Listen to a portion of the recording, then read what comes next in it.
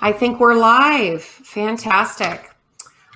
Just to get started, I want to welcome everyone. I'm Jamie Parrott, Chief Operating Officer of the Aesthetic Medical Buying Group MedResults Network.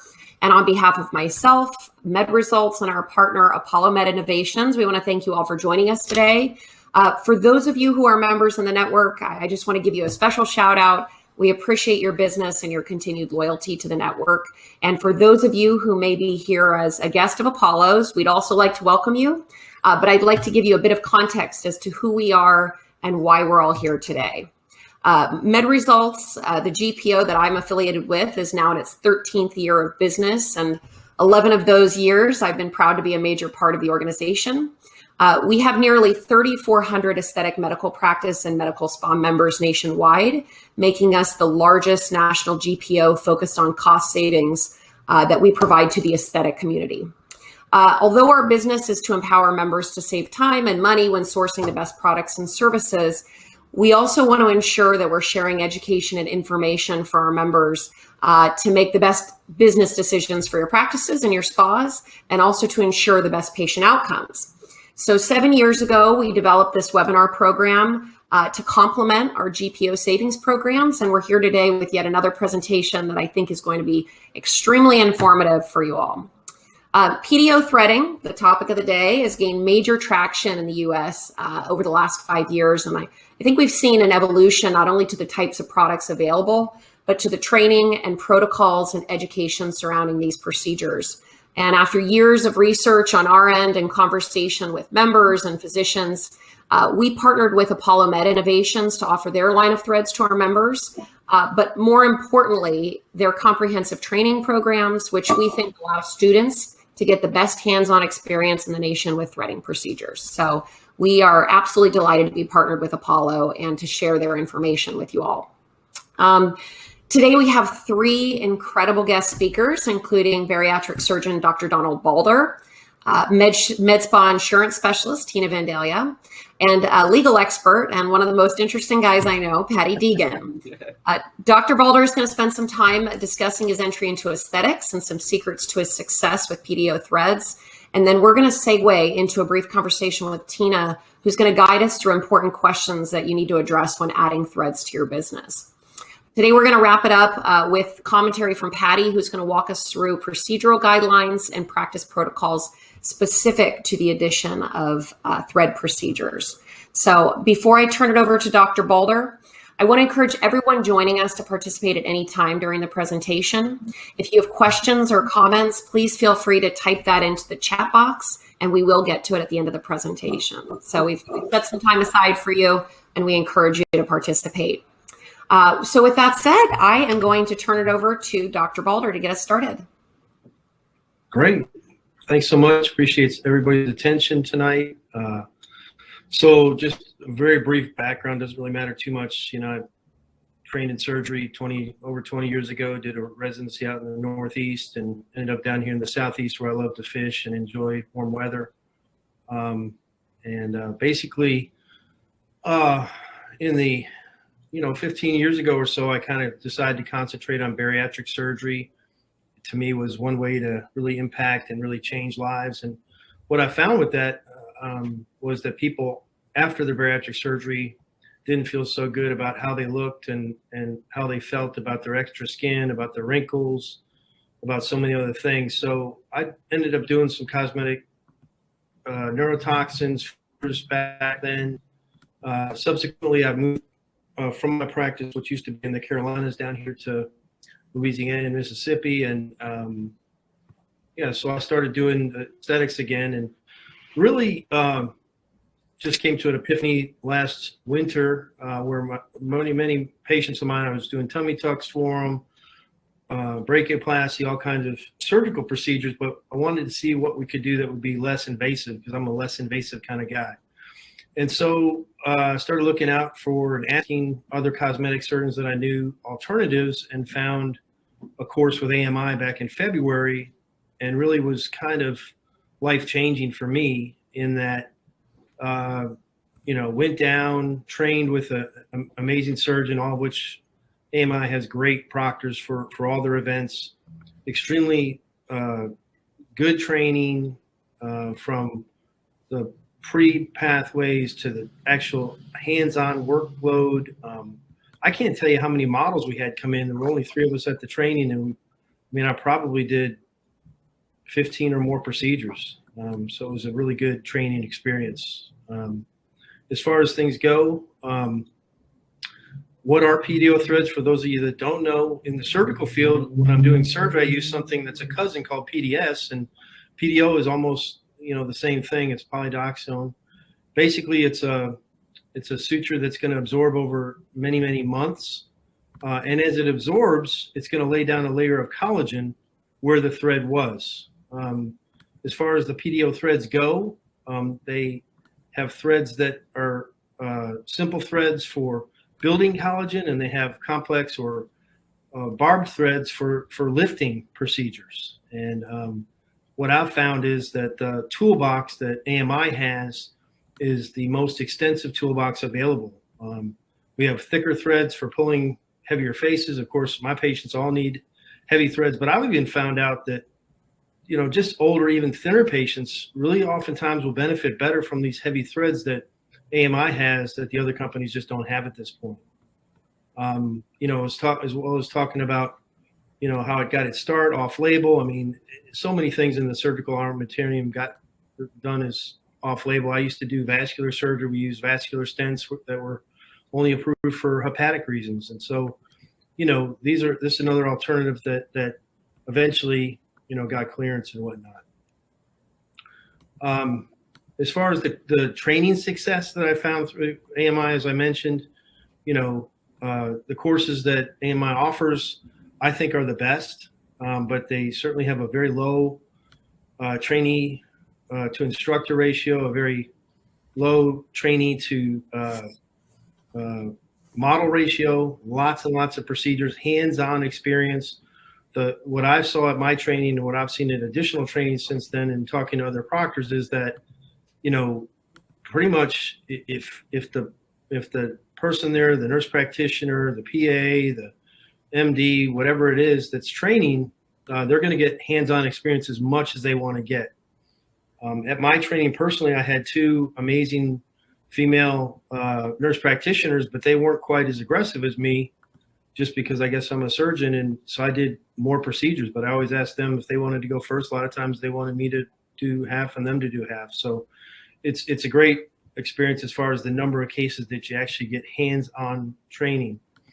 One of the things that I found most interesting was the blocks that can be done, and just even doing the procedures without blocks, just doing them under just a local block with a tiny needle hole as an incision to place all the threads in a certain area that you want to place. And there's aftercare instructions or before care instructions. One of the things Apollo Med actually gave us that I was pretty surprised about was a toolbox of things to, that include consents, that include procedure videos, all kinds of things you can use to get started in your office that were beyond what I had imagined getting. I looked at most of that on the plane ride back, and I was floored by all the material I was given to get started with this, and felt very comfortable a week and a half later starting procedures. It wasn't any difficulty whatsoever. As far as complications, there are complications that can occur. I think the most common complication that occurs is a hematoma, just normal, just a little bit of ecchymosis. So we use a lot of ice with the procedures. But what I found most interesting is I think the most common procedure may be, at least early on, that you put the thread in the wrong plane. And the nicest thing about it is you just pull it out. So it's not any big deal to have a problem. And I know that the instructors that are involved in the training take phone calls all day long if anybody has a question pre-op or pre-procedure or a question post-procedure. The folks that train you are very amenable to being called about, with a FaceTime video of what's going on or anything else as far as trying to help you expand your practice. So I think that's pretty unique in this day and age.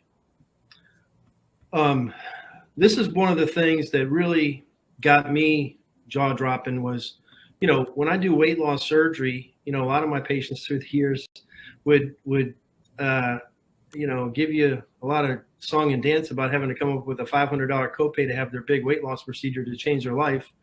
And then you'd find out that they went and had a tummy tuck and a breast lift and a facelift and all these things, paid $25,000 without even thinking about it. But here's an example of some of the, common procedures and what the competing procedures, for instance, a facelift, 12 to 15,000 as opposed to a Midface and Jowls lift, which is somewhere around 3,000. I think mine's around 3,200. Certainly in bigger areas you can charge more, but there's a very nice return on investment on all these procedures. So I think they're extraordinarily beneficial. I think that the most common procedure, we do lips every day. A lot of the thread lifts that you see for the lips, some of the younger women want the big bountiful lips with fillers, but otherwise I think the lips look so amazing and normal, natural with the threads that I'm a big advocate of that. And a lot of my patients, especially patients that may not even be through weight loss surgery, maybe just folks that I've met through the local area here and whatnot, come in and have these done. But this can be performed down into the neck.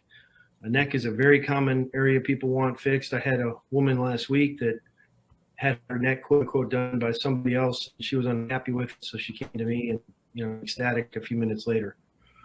Again, there's a giant wow factor with doing these threads as well. One of the things that you learn kind of in your training is you do kind of half the face or half the face and the eyes, or half the face, the eyes and the neck, or whatever you're doing. And you sit them up and you let them look at what they used to look like and on the one side and what they now look like on the other side. And they're pretty amazed. I mean, people, especially women, will sometimes cry about it. It's just so amazing. Here's a woman that I did not too long ago. She wanted her midface and jowls done, and I think you could see the tightening of the jawline and the midface. She's extraordinarily happy, beyond happy, actually. And anyway, she actually came back yesterday and had her lips done, so that's pretty interesting. Here's one that had a neck lift. You see the aggressive loss of collagen in the neck. There's no collagen there at all. And we see that with the neck lift, it pretty much just straightens everything out. One of the things that AMI teaches, I think, again, above and beyond other programs potentially, is that this loss of collagen. And they offer a lot of teaching with regard to these neck cases and cheek cases and other things where you're going to want to place a lattice of collagen in the area to build it up over time with monothreads. And that's something that they emphasize and really allow you to get a good long-term result with your patients. Of course, there's other body areas that can be treated. We talked about the lips. The nasolabial fold is the probably most prominent area that people have as far as aging after 45 or 50, where the nasolabial folds and the marionette lines start to develop. That's why they want to get this triangular appearance to their face and more youthful face, and that's the most amenable thing to the thread lifts. We do the brow lifts, the tear troughs, did a bunch of tear troughs today. The nose, we can have some amazing results with nose lifts or crooked noses. We can make them more symmetric. We can lift heavy skin in the abdomen, the knees, the back of the arms, and even butt lifts. So there's a lot of things that can be taught. And one of the things, again, I think that AMI offers is a lot of specialty threads you won't see with other companies. Here's an example of what I was mentioning earlier. So if I have a patient, I want to build collagen in an area, whether it's a neck or a cheek. This is a woman that I did a mid-face and a jaw on, and it looks great, but I wanted to offer a long-term collagen building. And so I threw in a kind of a crosswire lattice of monothreads. And again, one of the things AMI does, which is just so brilliant for people's practices, is every 2 packages of lifting threads you get, they send you a free package of monothreads. So, and that's a bunch of monothreads in those packages. So again, they're really in the practice here of building your practice with you, and not just trying to sell you something to get you going. Like the reps, the spokespeople, everybody involved with the company is there to really set your practice on fire and make you into somebody even better than you've been. Here's an example of some lips we did. The patient on the left actually used to be my office manager years and years ago. She went to law school. She's a lawyer now. She came to me wanting threads, and she had no upper lip, especially the left aspect of her lip. And shoot, afterwards, her husband, I'm sure, was very, very happy with her. Another patient came. These just have immediate results, and these are like immediate, right after results. And I think when we get the 7-day pictures, they even look better. Here's an example of the brow lift. We're doing brow lifts, cat eye, or fox eye, whatever you want to call it. But this is an older person who just wanted a little bit of a brow lift, and you see the before and after with an excellent lift in that area. So, I think that some of the takeaways as far as the AMI program are that PDO threads are extremely safe, extremely effective. They allow you to get a much more youthful look with that big wow factor that I mentioned. Patients really see it the day right then and there. And it's pretty amazing. Of course, good practices we're going to do before and after pictures just like you do right now. But there's really, patients have a really immediate emotional factor with this, and it's pretty neat. The economics, it's great extra revenue, and it's a way to enhance the other things you're doing, whether it be the spa effect of combining programs together. Maybe you get half off threads or 25% off threads if you book these other appointments like microneedling or lasers or whatever it might be. So there's a lot of ways to bundle this and keep patients aggressively involved in your practice. I think that AMI gives the best and it's really extensive training in doing these threads. I literally was a little bit shocked with the price of the training when I was paying for it. I was like, it's a little bit more than I'm used to paying, but we're worth every penny. And they don't just stop with the training; they continue to help you afterwards. I did, and I have done now, fillers in combination with threads, fillers in combination modulators, finishing a microneedling session, maybe the 4th or 6th session, and doing the threads at the end of that appointment as well. So there's lots of combination things that can be done. It's not just the thread procedure, although getting started, it can be just a thread procedure if that's what you're most comfortable about.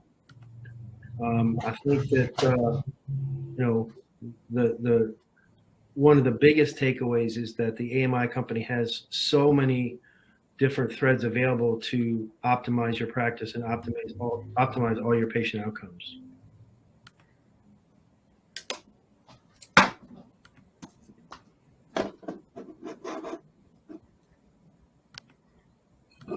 Hi there. Hi, I am, as they say, I'm Tina Vandalia with Probity Commercial Insurance Services.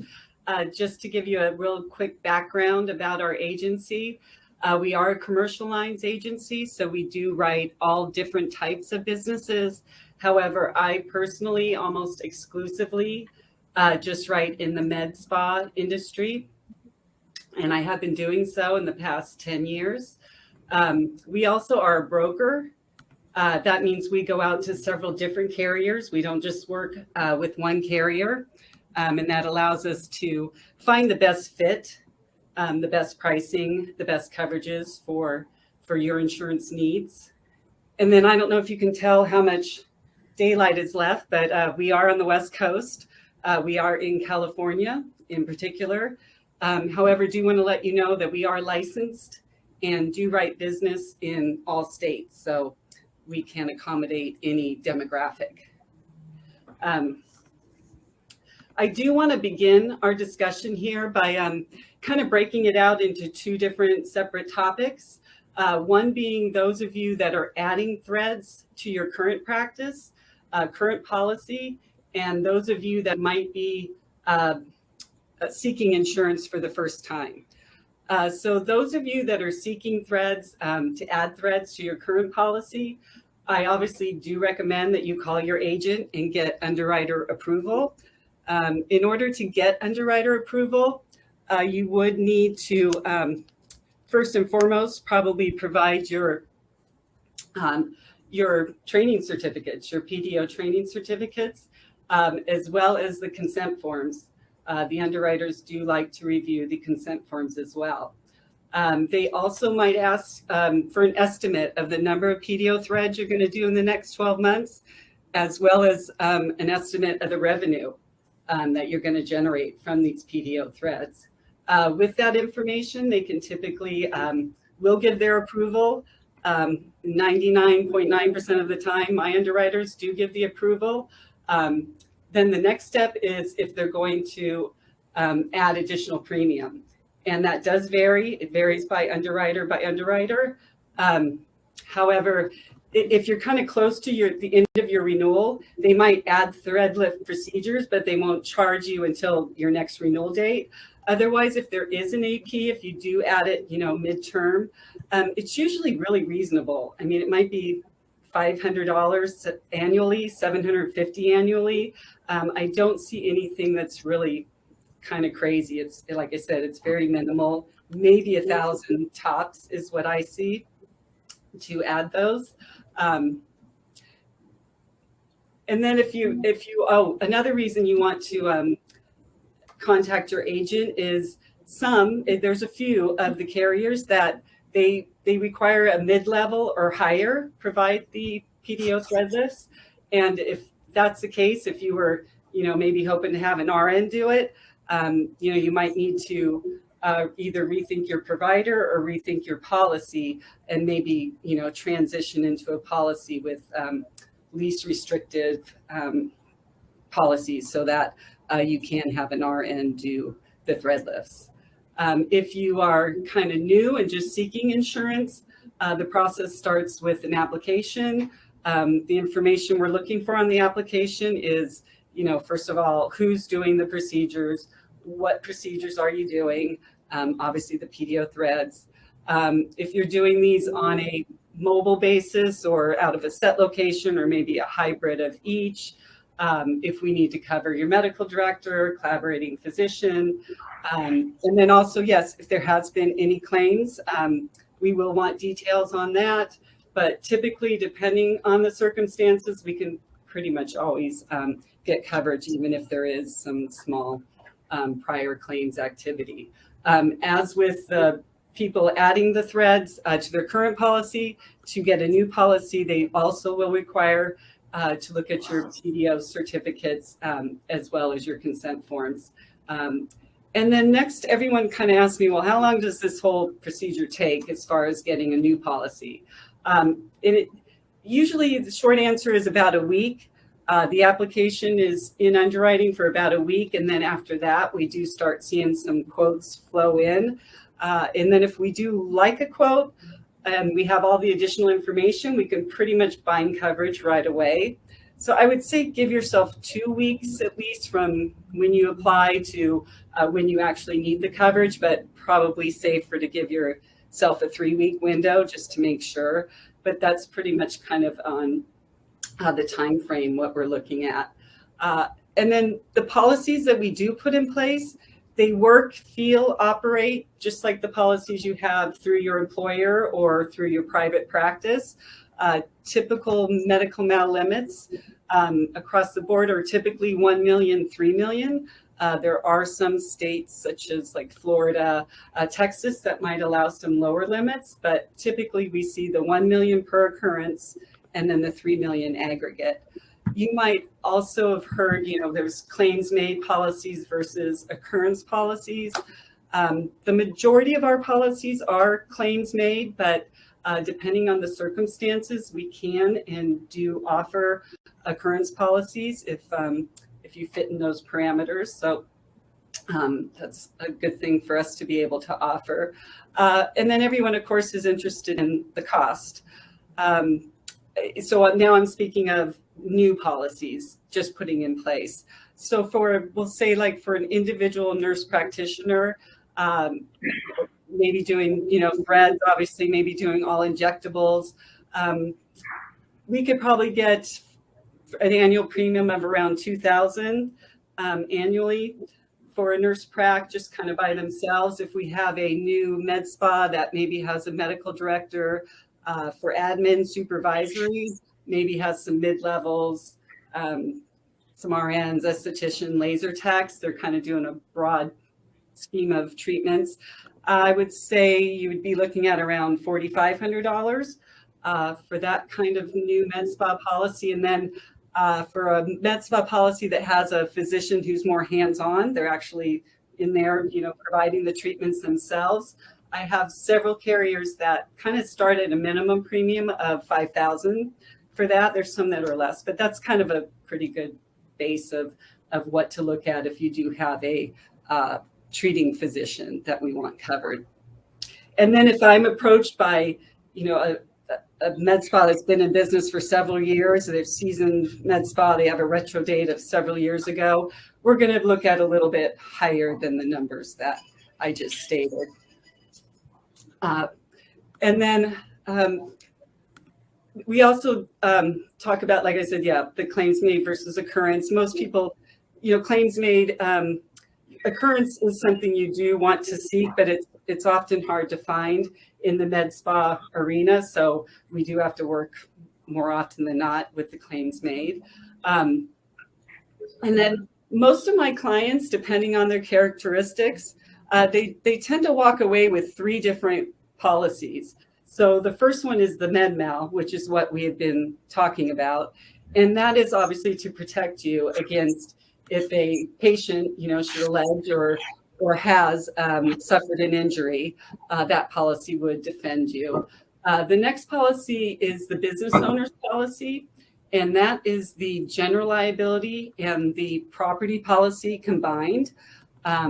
Most people kind of think of the general liability as slip and fall, although it's much broader than that. I mean, it covers personal injury, contractual liability, advertising infringement.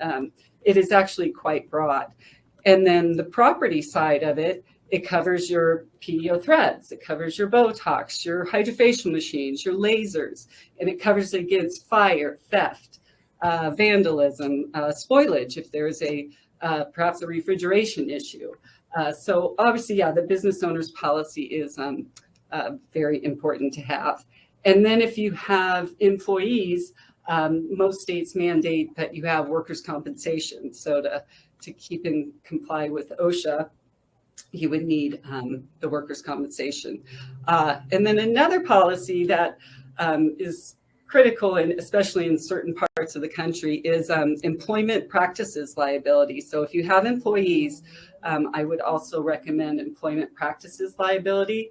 And this protects you against employees claiming wrongful termination, sexual harassment.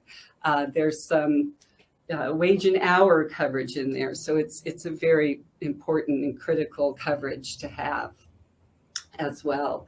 And I know when oftentimes when someone new is seeking insurance, because they've always gotten it through their employer, they've never had to go through all the hoops, it can seem, somewhat complex. So we really do try to make it as easy and, smooth and streamlined as possible. And, most people don't have claims, which is great, which is fortunate. But on the converse side, they also then don't know how the insurance works. So we do try and, go through all the questions and be, as transparent and make sure everyone, understands what it is that they're purchasing. And with that, that kind of concludes my presentation, and I thank you.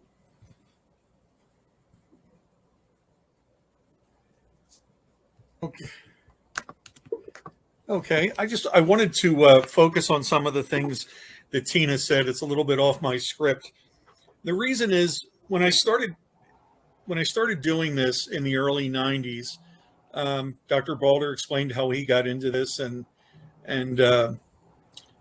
Tina's involved in this. It's a very niche market, so she understands this better than probably 99% of insurance professionals. But for me, I represented a doctor that was buying a dermatology practice in the early 90s, and I was the second opinion attorney, and I gave the same opinion that the first one did, and that was don't do it. The debt service was unsustainable based on the practice revenue. But of course, the young physician out of school did it. She felt like she didn't have any other options. So she was set up to fail, and she then asked me to help her. And we took a $750,000 practice and built it into a $5 million practice in literally 2 years. And we did that through aesthetic medicine. Now, this was in the early 90s when there wasn't that many options. Basically, there was Collagen, and the game changer was the Sharplan 40C, which was a CO2 laser. When that came out, I literally dragged her by her scrubs up to Harvard to watch a presentation by Joop Grevelink on that laser. And I said, this is what's going to get you out of the debt. And really, that laser started the aesthetic trend that we have now. Collagen's been out for years. The neurotoxins were out, but they really weren't used because everyone thought they were, it was a toxin, so I don't want to use it. Everybody was afraid of it. And the next game changer was 1995 when Thermo Electron Group got the soft light laser approved, and I was an attorney for them. That started the laser hair removal wave.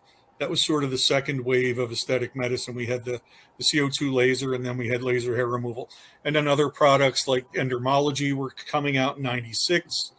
I was a consultant with them as well. And this is what really launched aesthetic medicine and created a lot of the confusion. So since I was doing it early on, people would come to me and say, can I do this? Can I do that?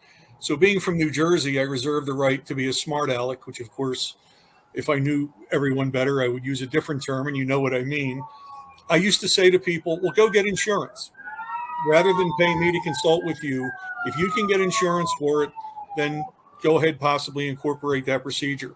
Now, at that time, you couldn't get insurance, or somebody would give you insurance, but that doesn't mean you had coverage. It's really important from my perspective as an attorney and somebody who's built, empire type practices, that insurance is a cornerstone of everything that you're going to do. And I'd like Tina to weigh in on what I'm about to say. What I've always told practices to do is every year send, if you have to print it out, your digital brochure, your paper brochure, whatever you have, to your agent, because if you don't tell them what you're doing, they're not going to know. And the way you're going to find out is if coverage is denied.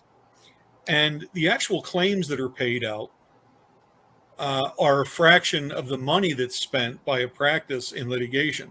The legal fees are the big ticket. In a recent trial that I was an expert witness in, the practice wound up paying, I think, $10,000. It really did nothing wrong, but the jury felt badly for the plaintiff, so they awarded the plaintiff $10,000. But the legal fees were $250,000. It's important to note that that's really a lot of what the insurance provides. So please contact an expert like Tina that knows this, because I can tell you I've been involved in a lot of litigation, even involving whether there's coverage.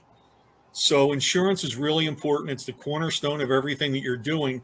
And what you have to remember is the law always lags behind technology. So there's new technology that comes out, which a lot of people think what we're talking about today is new. It really isn't brand new, but it's still a newer procedure. And so the law that surrounds this type of procedure lags behind it. And there's always a lot of misinformation because there's a lot of people that are misusing it, or they're speaking badly about it because they don't understand it. I mean, we've all heard stories about paraffin injections given out of the trunk of a Chevy in Miami. We've all heard those horror stories. And unfortunately, there's a lot of fraud. I'm contacted by a lot of different providers of materials from other countries, and I'm skeptical of them. The main thing that you got to look for here is that Apollo does provide you with the support and the training that you need. And I'm not paid to say this. This is my absolutely pure opinion. I think it's important to know that. I'm not a paid spokesperson for the company. I'm a healthcare attorney for 35 years. I can't believe it's been that long. And as a result of taking that practice I mentioned in New Jersey from $750,000 to over $5 million in about 2.5, 3 years, that practice became the model for a national network that became the largest dermatology and plastic surgery network in the world. And it was later sold and ruined, but not at my hand. And I've seen it all. And I can tell you that you've got every type of practice and practitioner you can imagine on this call. What you have to understand is that for some of you, this is at the upper end of your service menu. For others, it's at the lower end. I mean, if you're doing abdominoplasties all day, this is at the lower end of it. But for me, this checks all the boxes. And I've seen it all over the last 30 years that I've been doing aesthetic medicine. The reason it checks all the boxes is it's instant gratification. Sure, it's not instant, but within a day or two, you can see the result, and people will start asking you, "Hey, Marge, what did you have done?" It's minimal downtime, minimal risks involved. Dr. Balder explained, as he should as a medical professional, some of the complications, and you have instant gratification, minimal downtime. It can also be, as Dr. Balder mentioned, it can be the cornerstone of other procedures. You might do a combination. You might do PDO with some injectables, for example, or it might lead to a bigger procedure later on.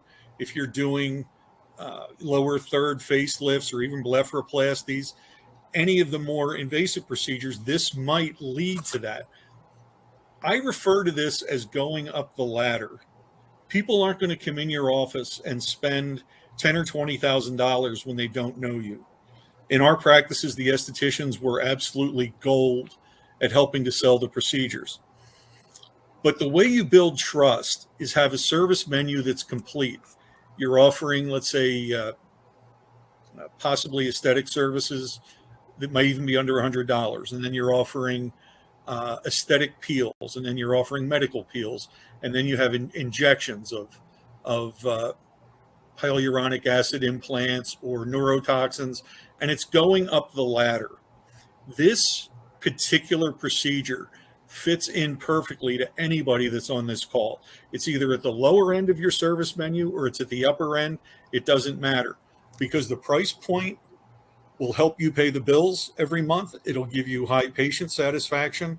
It'll complete your service menu, which also helps prevent your existing patients from going somewhere else. And that's really important, because it can be one procedure that somebody wants that sends your patient into someone else's office.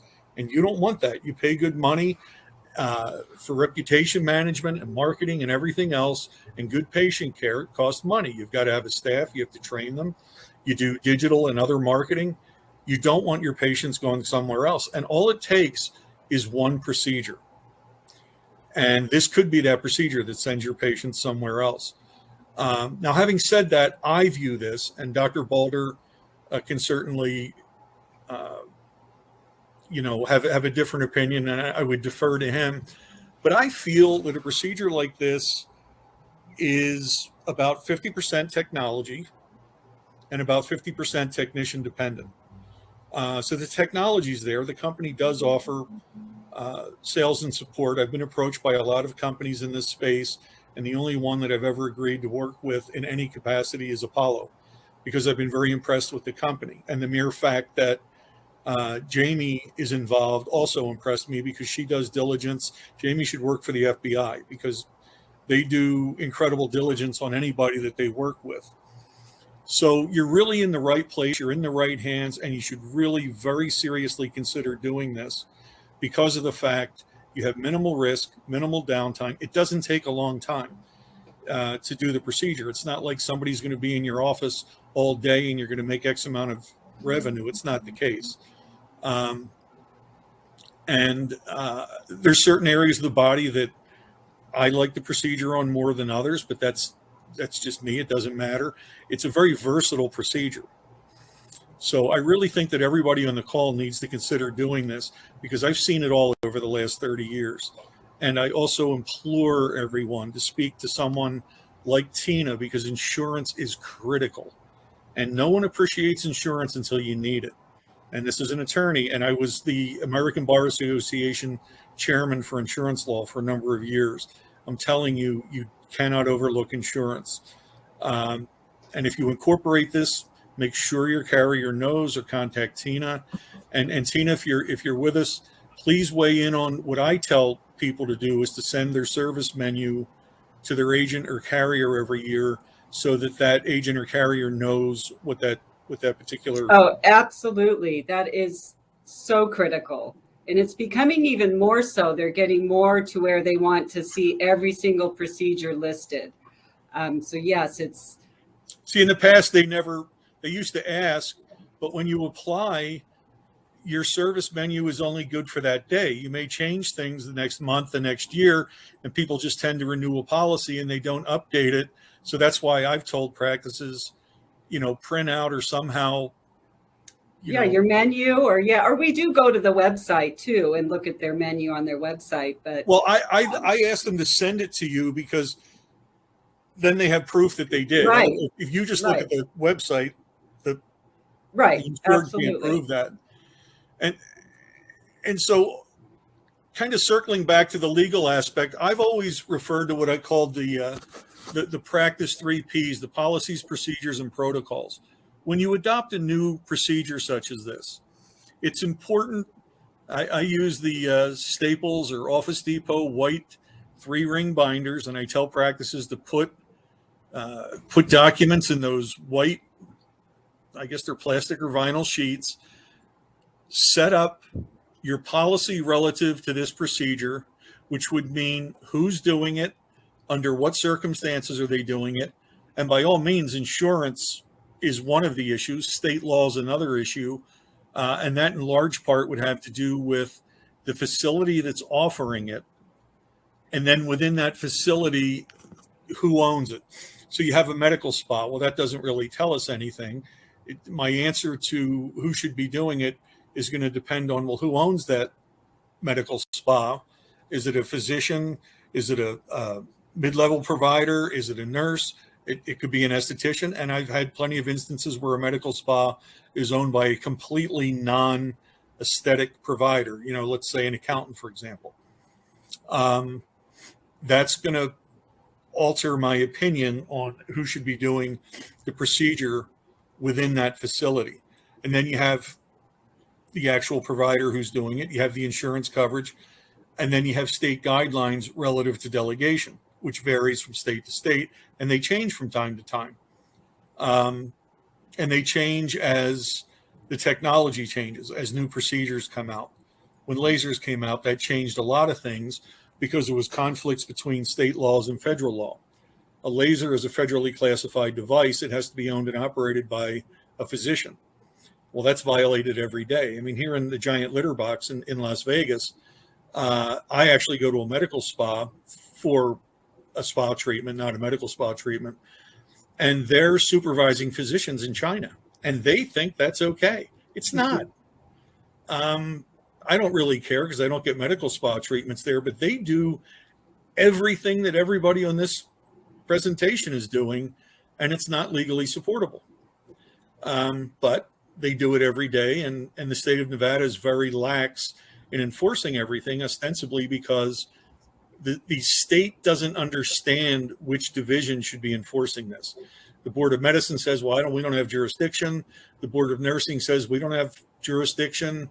The only one that would seem to take it up is the Attorney General, and they've got their hands full with other things, so they're not going to get involved. So you need to develop those 3 Ps. So again, it's the practice, procedures, protocols, and policies for every procedure that you do. And that might be as simple as if a patient calls up and they say they've got swelling or bleeding or bruising, you tell them to maybe apply ice, whatever the case may be. The physician would decide what that is, even if it's just a physician that's a medically supervising physician. And you put that in there so that any staff member can pick up that binder and give an answer. The other reason I suggest that people have these guidelines is in case a state walks in and they say, well, we want to see the doctor, whatever. And a lot of times the doctor's supervising and they're not on that premises. The staff doesn't know what to do. You hand them that binder. So of course you want to have multiple copies of it, and you want to make sure one of them is at the front desk. I've had situations where I remember it was years ago, a practice in Pennsylvania that was part of our network. the Commonwealth came in and said, well, we want to know about this, that, and the other thing, and they handed that binder, and they've still never heard anything. Because if you do that, you've now set yourself apart from everyone else. And in that binder, you put a copy of your insurance policy, which also means you have to update it every year. Put the new declaration page in, because they will see that you are more responsible than 90 or 95% of everybody else that they've ever investigated. And they're probably going to leave you alone just based on numbers. They're going to work on the ones that are the bigger threat, the bigger menace. And you're not that person. If you have the binder, you're properly insured, and you've taken the time to put everything in writing and give it to your staff and properly train them. And by policies and procedures, it even includes sending somebody to the ER. If you don't feel that your staff is trained enough, or maybe you're outside your specialty, then that might be the answer. Send them to urgent care. Maybe even put the number for local urgent care facilities. You've got to cover your butt. It's the old CYA. You have to do it. So when you bring a new procedure in, such as PDO, by all means, include this in that. And for each procedure that you do, have a separate set of policies and protocols. And once in a while, train your staff. In our offices, they would ask the estheticians about every procedure. Well, if they don't know about it, they can't talk about it. And there's always the doctor-patient, I call it the white lab coat syndrome. The patients are afraid to talk to the physician about it because they know the physician's time is valuable. They know the physician has other patients to see. But the aesthetic staff, or even the non-medical staff, has more time to spend with the prospects or the existing patients. So it's important that they know everything that you're doing and they're well trained on it. They can help you sell it. Sure, you might have a sales coordinator, but that person might be busy too. And that prospect, that potential patient, is going to ask as many people in the office as possible. So when you develop these 3 Ps, you want to make sure that the staff has read them, they understand them, and that they're philosophically aligned with you, the provider, because leadership flows from the top down. So I do recommend that everybody have that white binder. It multiple copies, one in the doctor's office, one up front, one in any type of manager's office, and update it, include the insurance policy. And I'm glad Tina validated something I've been telling people to do for years, and that is to include your service menu every year, because it changes. If you start doing this, if PDO this year, when you applied, you weren't doing it. So the carrier and the agent wouldn't know that you're doing it. So they're the takeaways. This is a very valuable procedure. Obviously, the range that people are going to charge for it is going to vary based on location and comfort level. Obviously, at a lower price, some are going to be more comfortable selling it than others. But it fits in with everybody. As I said, if you're at the lower end where you're doing mostly, peels and injectables, this elevates your practice. If you're at a higher end where you're an invasive reconstructive plastic surgeon, this helps fill out your menu as well, and it helps pay the bills every month. I strongly recommend people doing it for the 2 reasons: high patient satisfaction, because it's in stratification, and that's what we all want. When the CO2 laser came out, you had to wait a long time and go through a lot, and people were willing to do it. But then when the erbium came out and some of the fractional lasers, people weren't willing to wait as long. And then people were told, oh, you have to wait for the collagen to remodel. Well, we're the U.S., we don't want to wait. We want it now. And this fits in with that. And with low risk of severe complications, to me, this is a no-brainer. And I don't even like that term. So I'll shut up. I've said my piece. Thanks. Thank you, Paddy. I just want to thank everyone who was here this evening. In the essence of time, I realized we had slated about 45 minutes for the presentation. We have gone over that just a little bit. So what I'm going to do here is ask that if you do have questions, that you contact me directly. We would be happy to speak with you at MedResults. I know Apollo certainly would be happy to hear from you as well if you have questions about Threads or about their training programs. If you look in your on the side of the webinar screen, you should see a small button there, and it'll show you an offer, which is basically a link to their site where you can get a little bit more information about their events and about our relationship with Apollo Med Innovations. And they are a leading distributor of products to both our practices and to the med spa and the aesthetic community. So I encourage you to do that. Again, thank you for your time. You can reach me at MedResultsNetwork.com or Jamie at MedResultsNetwork.com. And again, we welcome your questions. We welcome your comments and feedback. And we just thank you for participating this evening. And thank you to our great speakers. And we look forward to seeing you on the next webinar presentation. Have a good evening, and we'll see you next time. Bye-bye.